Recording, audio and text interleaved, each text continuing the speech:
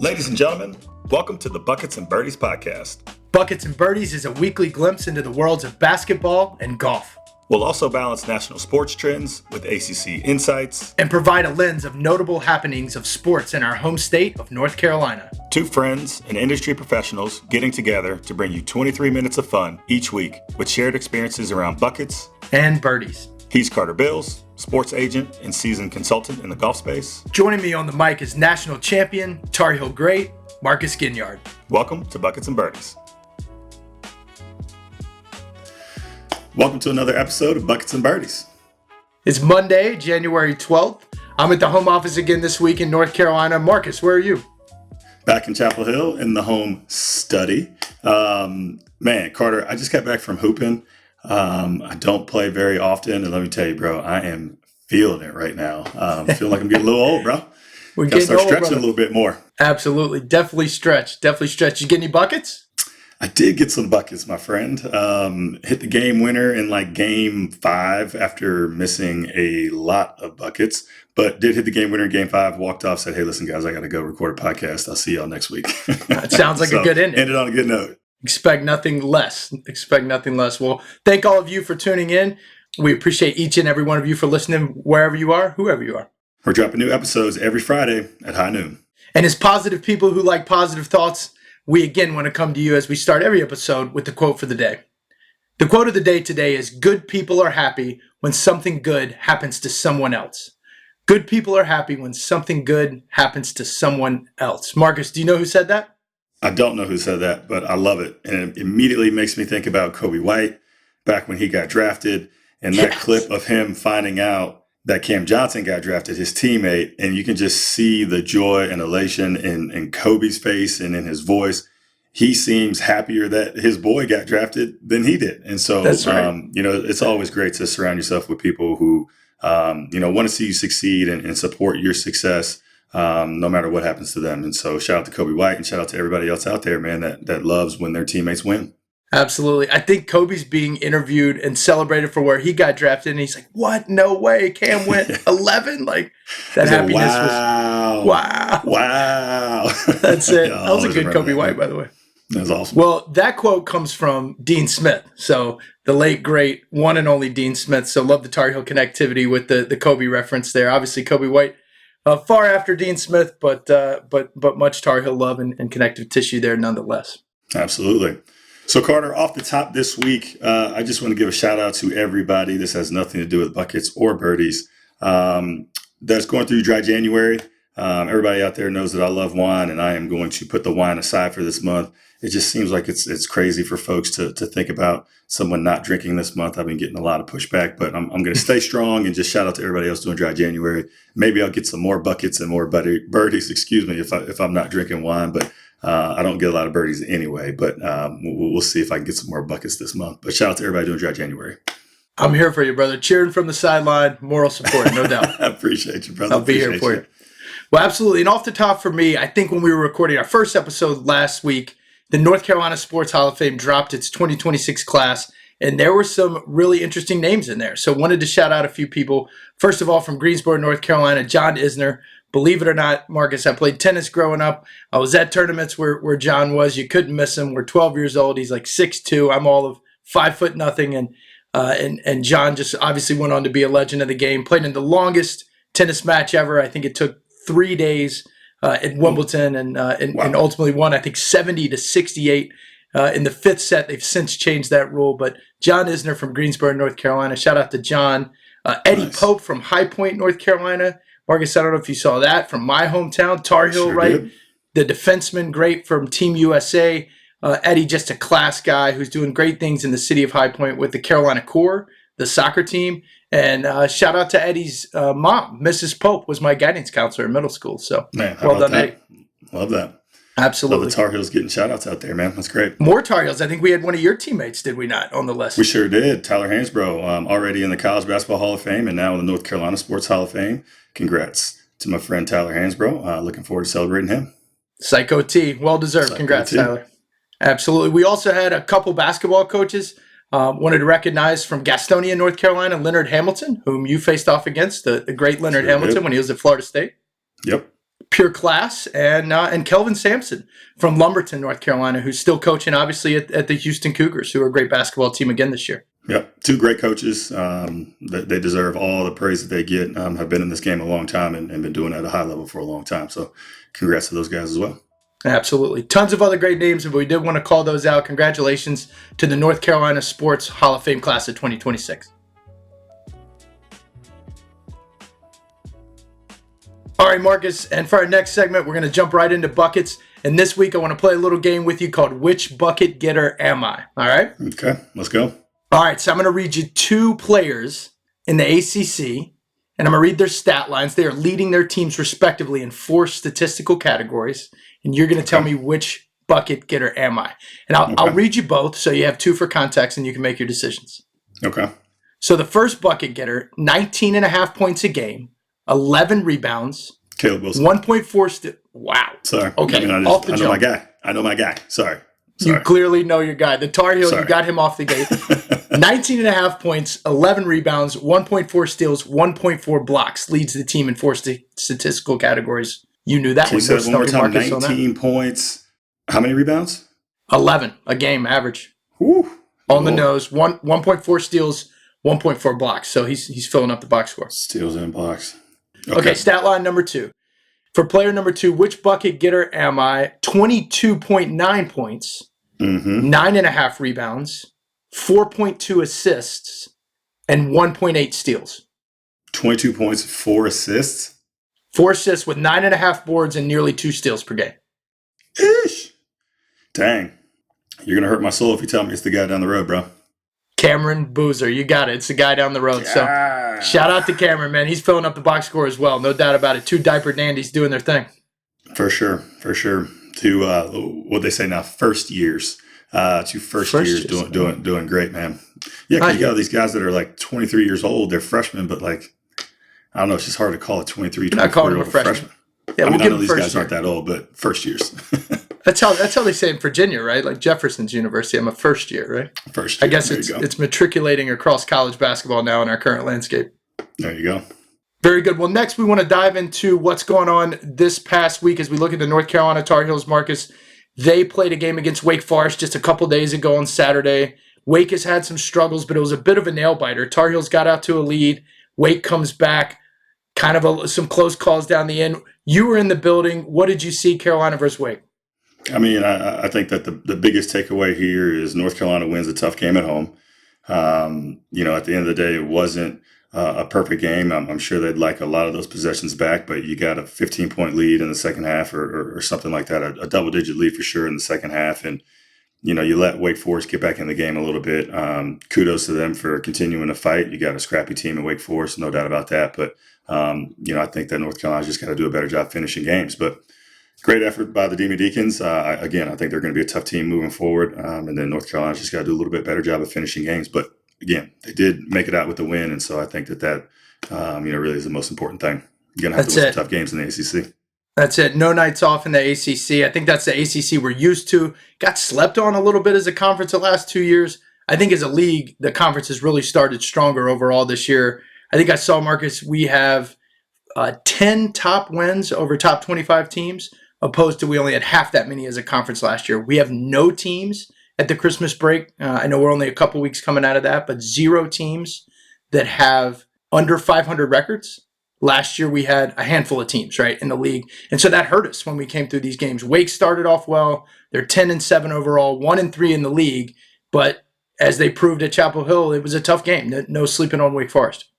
Exactly. I think this league as a whole is definitely a couple of levels up from the last couple of years. So it's going to be exciting to watch this season unfold. No doubt. North Carolina, as we look forward this week, goes on their West Coast road trip. It feels like an NBA sentence, does it not, Marcus? It does, man. It's 6 days that they're going to be gone, playing 2 games against Cal and Stanford.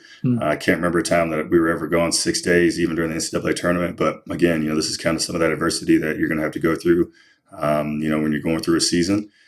2 tough games on the road, long travel, time zone difference, all that other stuff. But, again, great challenge to try to figure out how to win when the cards are stacked up against you. Absolutely. No pun intended. The cards. So Carolina and Duke go out west. NC State is 12-5 overall, 3-1 in the conference. Had a little bit of a rough start for high expectations for Will Wade, but again, they sit at 3-1. I think fourth right now in the conference, so they're in decent shape to start ACC play. Had a little bit of a rough, kind of up and down up until now. Obviously, I'm sure they'd love to not have 5 losses at this point in the season. Excuse me, but listen, it's NC State. I think they have a great coach. I know they're talented. I think historically they've always kind of just been inconsistent, but I'm sure at some point they'll catch their rhythm, and definitely a team that you need to be prepared for. Not one to sleep on, as we mentioned. Everybody in the ACC this year is looking a lot better than they have in previous years. So don't know a ton about them, I'll be honest, but always worried when I see them on the schedule. So hopefully we find a way to take care of business when they come our way. But again, just excited to see the rest of this ACC season unfold, man. That's right. You can never sleep on them. They've got a player I know you've heard of, Darion Williams, started at Nevada, has gone to Texas Tech, and is now in Raleigh at NC State. Darion Williams is the one that caused Will Wade to get pretty fiery in the press conference the other day and have some comments. Did you hear that? What did you make of that, Marcus? Heard the comments. Love a coach standing up for his player. Yep. I also heard the comments that Darion Williams had earlier in this year. So listen, man, just excited to throw the ball up and have Carolina and State playing, and we'll see who shows up. A lot of people can talk in those press conferences, but we'll see what happens on the court. The season's heating up. Rivalries on Tobacco Road. There's nothing like it. And Marcus, speaking of the Lenovo Center, you had quite a North Carolina sports trot this past week. We mentioned you going to North Carolina at Wake Forest at UNC. You went to the High Point University basketball game last Wednesday at High Point. We'll talk about that. And you were in the Lenovo Center, I believe, were you not, for the Hurricanes hockey game as well? Yep, Hurricanes against the Ducks, which was awesome. First hockey game in a long time.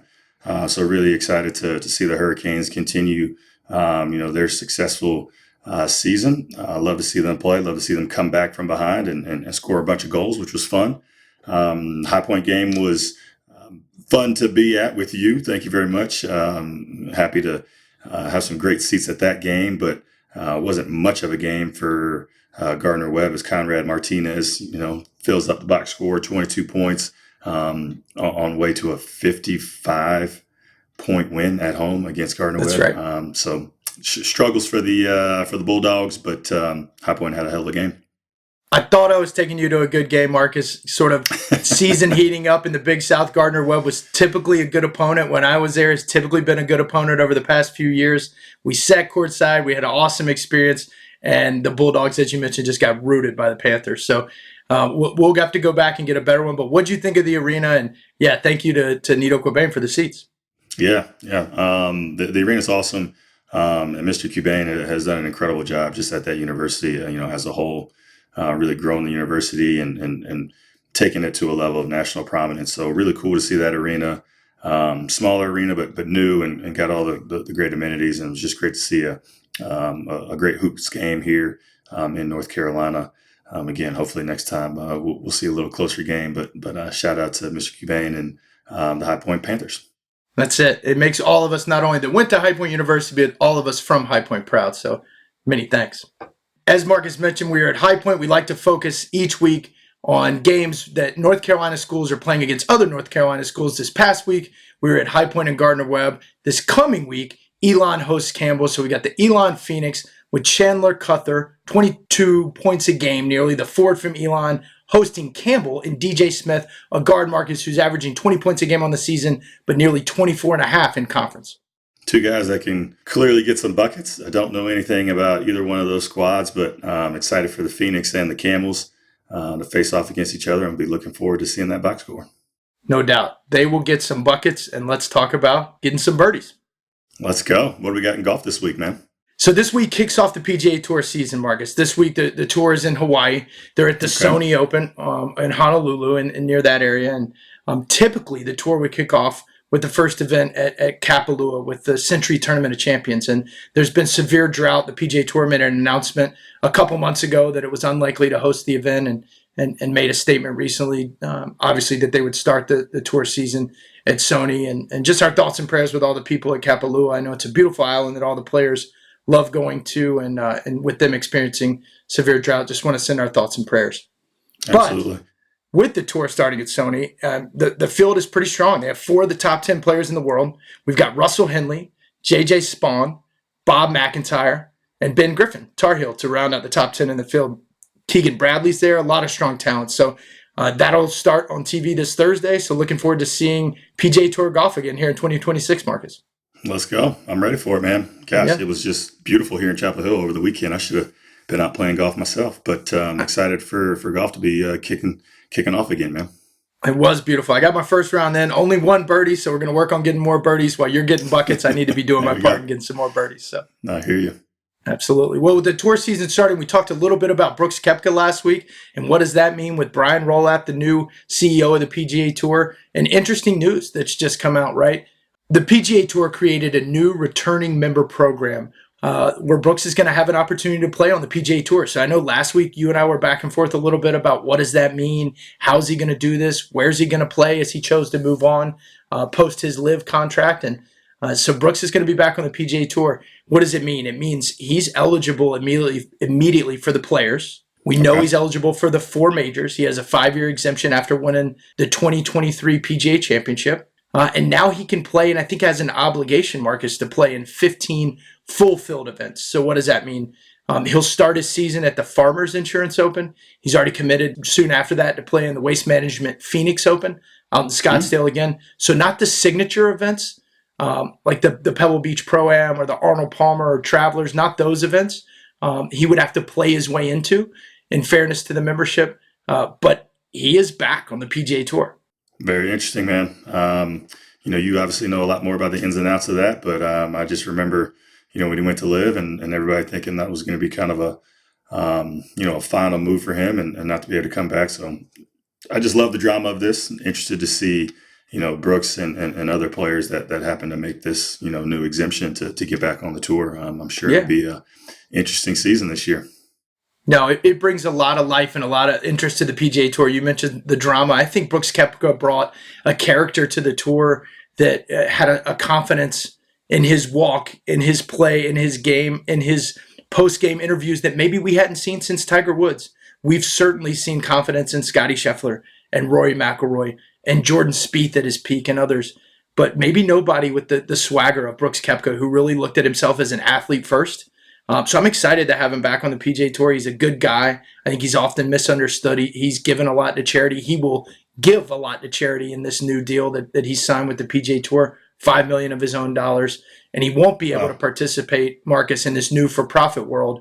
For 5 years, he's not going to be able to participate in the shares he could have otherwise realized as a PGA Tour member that stayed on the PGA Tour. So they're making it fair and balanced. The reaction from the players has been welcoming of him back. I think that they realize the positive atmosphere and the positive nature of having the best players that they can in their fields every week. And so it sounds like Brooks has kept good relationships and is building bridges where he needs to. And most people seem excited to have him back. I know I am.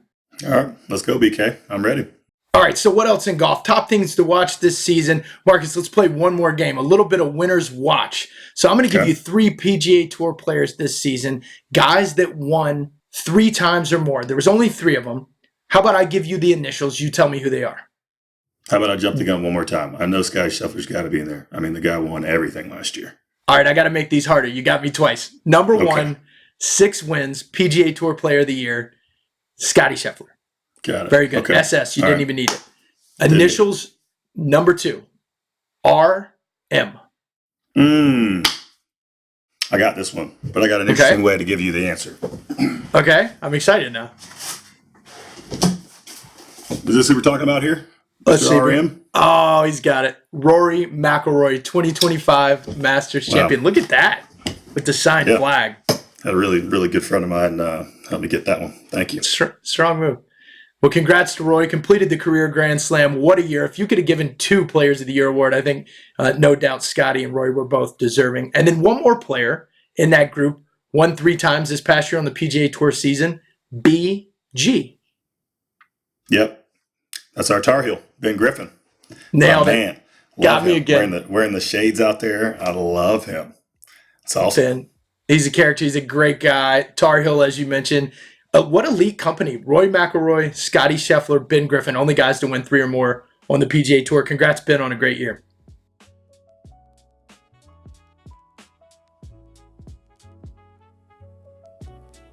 All right, Carter, that brings us nicely to our Beyond the Box Score focus.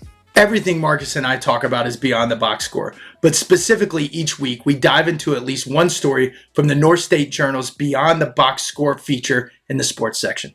And remember, everybody, the North State Journal is North Carolina's only statewide newspaper. To read more from the North State Journal, check out nsjonline.com. All right, this week we got highlights from around the FedEx Cup, which is adding a new PGA Tour event in Asheville, North Carolina. How about that? Coming back to North Carolina, Carter, if I'm not mistaken, you got some folks out there in Asheville? I do. I've got family that way, and I know they're excited. I think the whole community is excited. I know Marcus coming off of Hurricane Helene not long ago with the devastation that caused that area, that the tour was committed, the community of Asheville was committed to bringing this event. It's called Biltmore Championship Asheville. Biltmore, as in the estate, is the title sponsor collaboratively with Visit Asheville. So again, tourism being important in that market, thinking about the rebuild of that economy. Both the Biltmore Tourism Asheville and the PGA Tour have partnered to really bring this event to life. And we know the kind of economic impact a PGA Tour event can have on a region and a market. And gosh, we're just excited for Asheville for this to be a positive thing in that town. Tell you what, man, I've never been to the Biltmore, so it sounds like you and I got a trip on our hands, man. What's up? You've never been to the Biltmore? I've never been to the Biltmore.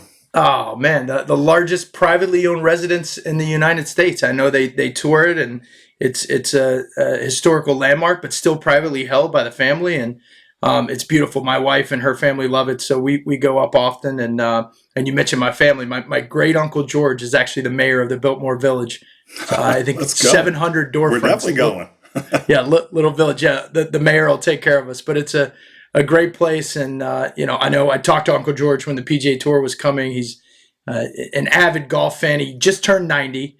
When he was in his 80s, he was still breaking his age. I think he's finally put the golf clubs up, but I'm just proud that he's doing healthy and is one of the sharpest guys you'll ever meet. So, all right, well, looking forward to it, man. What's that, September? September, right. So the PGA Tour will conclude in August at East Lake with the Tour Championship. The guys will have a couple weeks break, and then the fall season will get started. The fall is so important for many of the players that they're fighting for their position after the top 50 in the FedEx. That concludes in the fall with the RSM Classic at Sea Island. Will now start at this tournament in Asheville, September 17th through 20th. All right, man. See you in Asheville. That's all for today. As always, thanks for tuning in to the Buckets and Birdies podcast. That's 23 minutes of our thoughts for you. For Marcus Ginyard, I'm Carter Bills. We'll catch you next time.